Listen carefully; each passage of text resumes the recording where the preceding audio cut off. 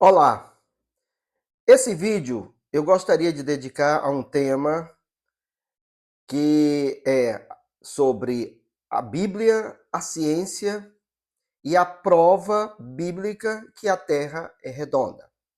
Há uma controvérsia que recente, vamos dizer que é recente, de alguns dizerem que a Terra é plana. E eu gostaria de falar nesse vídeo sobre isso, a prova bíblica que a Terra é redonda. Mas antes, eu gostaria também de falar sobre uma visão que alguns eruditos, até ortodoxos, têm, que eu considero uma visão hermenêutica perigosa. Eles afirmam o seguinte, que os escritores escreveram com uma visão limitada da sua época. E a ciência veio clarear mais essa visão. Ou seja, esses escritores e essas pessoas colocam a base da realidade não na Bíblia, nas Escrituras, mas na ciência.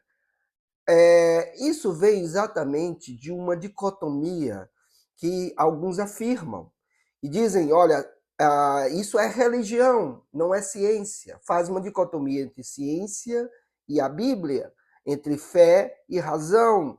E alguns dizem até, inclusive, até eruditos, teólogos ortodoxos, dizem que a Bíblia não é um livro científico. Então, nós temos que entender que os escritores escreveram de forma limitada, mas a ciência veio trazer mais luz à Bíblia. Há grandes dificuldades com essa visão. Eu vou numerar algumas dessas dificuldades. A primeira dificuldade é que a visão do escritor, do escritor bíblico, ela passa a ser questionada e também a inspiração bíblica. Porque se o escritor errou na sua percepção de mundo, a Bíblia errou. A Bíblia errou. Então, o que acontece? Com base nesse princípio, é que entra a teologia liberal. É com base nesse princípio que os teólogos liberais entraram e afirmaram que os relatos dos evangelhos, por exemplo, são apenas a visão da comunidade. Entre eles, Rudolf Bultmann.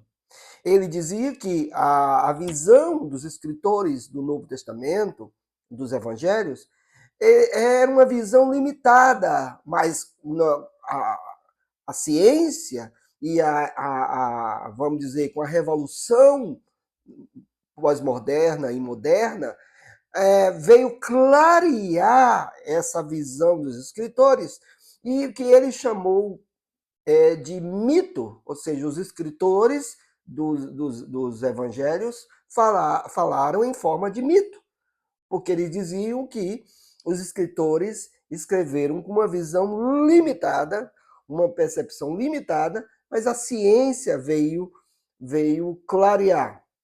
Depois, essa mesma visão veio para o relato de Gênesis, porque alguns começam a dizer que o relato de Gênesis é apenas uma literatura fictícia e que a ciência veio trazer mais luz. E aí, por isso, que alguns pastores são evoteístas, ou seja, eles aceitam a teoria da evolução e o Big Bang.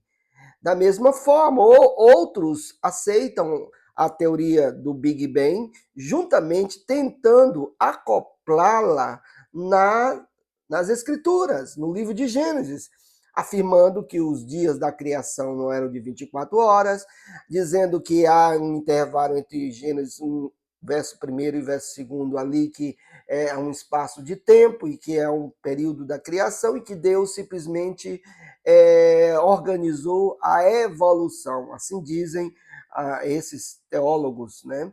Principalmente os teólogos católicos. Vejam, precisamos entender que as percepções humanas são completamente falhas. As percepções humanas são completamente falhas. Nós precisamos de uma percepção guiada por Deus. Nós precisamos de uma percepção confiável. E essa percepção confiável é somente daqueles que foram inspirados por Deus. Ou seja, os escritores bíblicos. Os escritores bíblicos. Nós precisamos entender também que para falar da criação, somente o Criador. Para falar com autoridade da criação, somente o Criador. É verdade que o Criador revelou a sua criação para revelar o Criador, as coisas visíveis, as coisas que foram criadas, diz o apóstolo Paulo aos Romanos, essas pessoas são indesculpáveis, porque Deus revelou.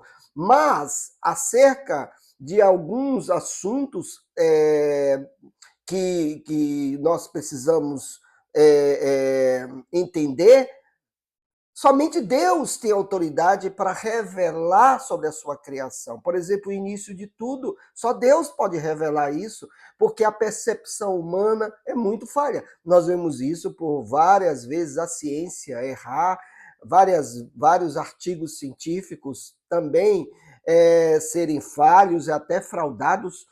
Então, nós precisamos entender que somente o Criador pode falar com fidelidade sobre a criação. Aqui nós não estamos colocando a ciência como nula. Não, a ciência confirma as Escrituras, mas entre a ciência e a Bíblia, nós devemos ficar com a Bíblia, porque a Bíblia, ela tem os escritores direcionados por Deus. Eu mesmo já ouvi de vários teólogos, eu ouvi de teólogos que creem na Bíblia, que diziam e ensinavam que o Leviatã era um mito, que Jó usou um mito para falar sobre as grandezas de Deus. Hoje nós sabemos que é completamente possível os dinossauros estarem, vamos dizer, convivendo com os seres humanos, mas esses teólogos, eles se basearam na ciência, que a ciência afirma que os dinossauros vieram com milhões de anos, então eles disseram, então isso aqui, o que acontece com a descrição do Leviatã, isso é um mito, ou seja, eles partiram da ciência para a Bíblia e não da Bíblia para a ciência. Todos os grandes cientistas, como Galileu, Newton, Kepler, eles partiram da Bíblia, eles partiram das grandezas da palavra de Deus, das grandezas da palavra de Deus. Então, é muito importante entendermos que todo cientista deve partir da Bíblia. Outra coisa importante é aqueles que afirmam que a Bíblia não é um livro científico. Mas aqueles que afirmam isso precisam conhecer sobre o chamado discurso linguístico. O discurso linguístico. O que é realmente científico? Como é que nós podemos chamar um livro de científico? Científico, ele precisa ter um discurso que objetive isso. E na Bíblia fala de alguns temas que são científicos. Então a Bíblia traz também um discurso científico. Então, dizer que a Bíblia não é um livro científico, isso é um erro do estudo do discurso linguístico. É a mesma coisa dizer que a Bíblia não é um livro filosófico? Claro que sim. A Bíblia fala de temas filosóficos. A Bíblia fala e traz a base para a filosofia. Então, aqueles que afirmam que a Bíblia não é um livro... A Bíblia não é um livro... Já vi muitos dizerem a Bíblia não é um livro científico. Mas como não? Como não? Se a Bíblia fala da ciência, a Bíblia fala de temas e e de aspectos científicos. Por não ter uma linguagem científica, ora, os léxicos, eles diferenciam. Isso não significa que o discurso mude, por exemplo, pode-se fazer um tema científico para crianças e a linguagem será uma linguagem infantil, mas o tema, o discurso é científico. Então, afirmar que a Bíblia não é um livro científico, isso não tem base, né? Afirmam que a fé não é compatível com a ciência, é outro erro gravíssimo, porque a fé cristã é racional. A fé cristã, ela tem bases na razão. O conceito de fé no livro de Hebreus, capítulo 11, verso 1, usa duas palavras que implicam em racionalidade, né? É o firme fundamento, é hypostasis, e o elenche, ou seja, a prova, que era usada para documentos, a prova, o firme fundamento das coisas que se esperam e a prova das coisas que não se veem. Então, a fé cristã inclui fundamento. Verdadeiramente, nós só acreditamos em algo que nós racionalizamos como certo, e isso sim é a fé cristã. Então, a nossa percepção deve começar da Bíblia para a ciência e não da ciência para a Bíblia. Jamais um cientista deveria evitar de falar na Bíblia em suas palestras, em ambientes científicos. Jamais. Jamais um cientista deveria evitar em falar da Bíblia, repito, em seus ambientes científicos.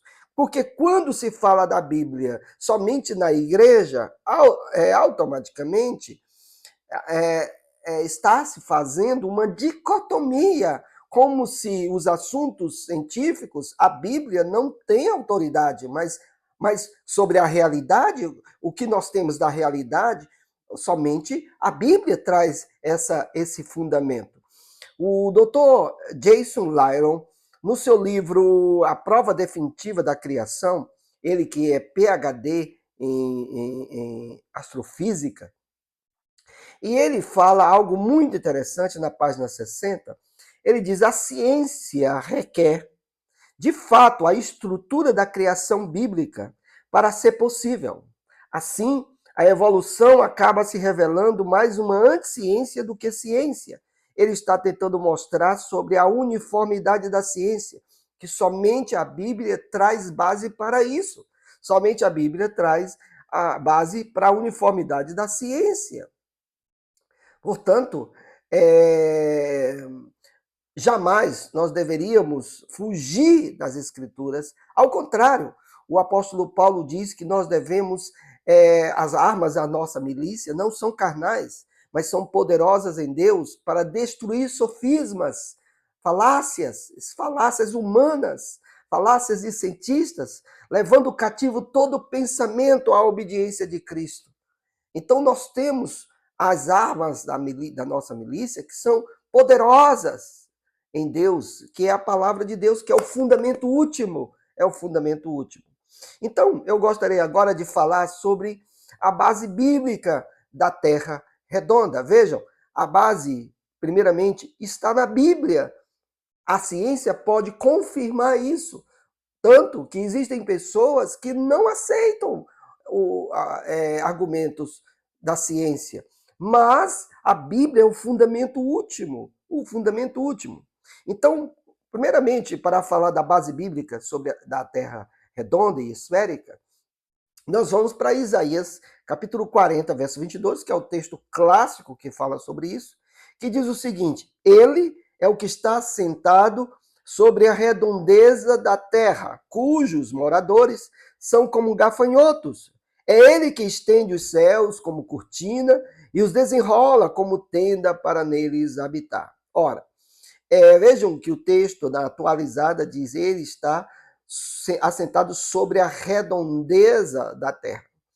Alguns afirmam que a palavra hebraica hug, significa circular, E dizem, e eles têm a intenção seguinte, como se esse texto dissesse que Deus está no centro da terra que está, vamos dizer, plana, segundo essas pessoas, e Deus está no centro, porque eles dizem que Hug aqui não é globo, eles afirmam que é circular.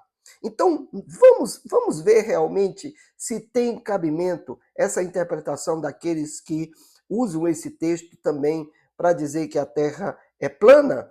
Vamos ver. Primeiramente, a preposição hebraica, hebraica é al-hug, ha-ishev al-hug haaretz, em hebraico, a preposição al está inteiramente ligada a hug, né, ao substantivo hug, ao círculo da Terra, né? Está ligada ao círculo, ele está sentado sobre o círculo. E nós precisamos entender que a palavra hug quer dizer realmente círculo, um círculo. Os judeus não tinham realmente uma palavra para esfera, para globo, eles não tinham uma palavra hebraica. Porque se você olhar o significado dessa palavra mesmo nos grandes dicionários hebraicos, realmente, o Strong e muitos outros, realmente é círculo. Porque o judeu não tinha uma palavra para esfera, para globo, mas eles usavam a palavra hug e outras palavras que eu vou mostrar para vocês. Então, vejam bem, hug, só que aqui está dizendo que Deus está sentado sobre hug, a redondeza sobre o círculo da terra. Mas alguns dizem que não, aqui porque a terra está, né, vamos dizer, deitada, que aqueles que dizem que a terra é plana, e Deus está no centro dessa redondeza da terra. Mas o texto aqui, hug, é o substantivo, ele não é um adjetivo, está sobre o círculo, que hug é círculo, né? Algo circular, algo círculo. Mas tem esse outro texto em Jó 22:14, com a mesma palavra hug, mesmo substantivo hug, que diz: grossas nuvens o encobrem, Jó 22:14. Grossas nuvens o encobrem, de modo que não podem ver, ele passeia pela abóboda do céu. Novamente, a mesma expressão hebraica, al-hug, que quer dizer pelo círculo, pela abóboda, ele passeia pela abóboda. E aqui não tem como dizer que ele fica no centro, não tem como dizer que ele fica no centro, ou seja, para o judeu, ali era realmente um globo, ali era realmente uma esfera, forma esférica, porque ele passeia sobre o hug, ele está sentado sobre o hug, como o judeu não tinha uma palavra para esfera, para algo esférico, o globo, então ele diz sobre o hug. Mas é interessante o que está na Septuaginta, né? O interessante é o que está na Septuaginta. Eu vou colocar aqui o texto na Septuaginta, que a Septuaginta é a tradução do hebraico para o grego, mais ou menos 300 anos antes de Cristo, e que os apóstolos, o próprio apóstolo Paulo usou a Septuaginta como base nas suas epístolas, Então, na Septuaginta, diz assim, Roca terrontongiron tesges, ou seja, aquele que está sobre, aquele que permanece, né, sobre o Gyrios, o Gyrio, tongurion, Gyrios, quer dizer anel,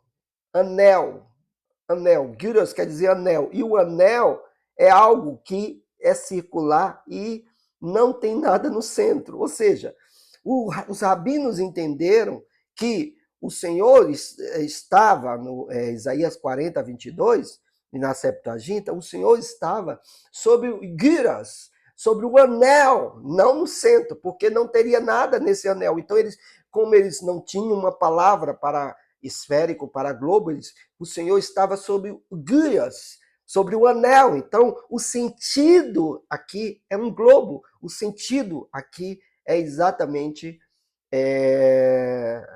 esférico. Mas há um texto que nós precisamos entender que os autores têm a intenção de mostrar que a Terra é esférica. O texto é exatamente Jó 37:12. Para mim, esse texto é fundamental. Diz assim, Jó 37:12. Então elas, segundo o rumo que ele dá, se espalham para uma e outra direção, para fazerem tudo o que eles ordenam sobre a redondeza da terra. Aqui na atualizada, a Bíblia atualizada sobre a redondeza. No original, minha gente, afirma Al Penei Tevel Aretá, que quer dizer sobre a face habitável, Tevel, habitável da terra, no original, sobre a face habitável. Ou seja, aqui Jó, o escritor, está dizendo que ele está falando das nuvens e ele fala sobre a face habitável. Por que face? Como o judeu não tinha uma palavra para esférico, para globo, ele usa a palavra face, que é esférica, que é arredondada. Ele diz sobre a face e ainda coloca o adjetivo tevel, habitável. E assim também está na Vulgata, de Jerônimo. Na Vulgata diz superface orbis terrarum, que quer dizer sobre a face habitável da terra. Então, aqui habitável significa, ou a face, significa que era um globo, como o judeu não tinha uma palavra para esférico, globo, ele usa face. E é daí que nós entendemos também Gênesis 1:2, né? A terra, porém, estava sem forma e vazia, e havia trevas sobre a face do abismo, e o Espírito de Deus pairava sobre a face das águas. Na atualizada não tem a palavra, o substantivo hebraico, e não traduziram, né, o substantivo face, né, o substantivo hebraico para face, né?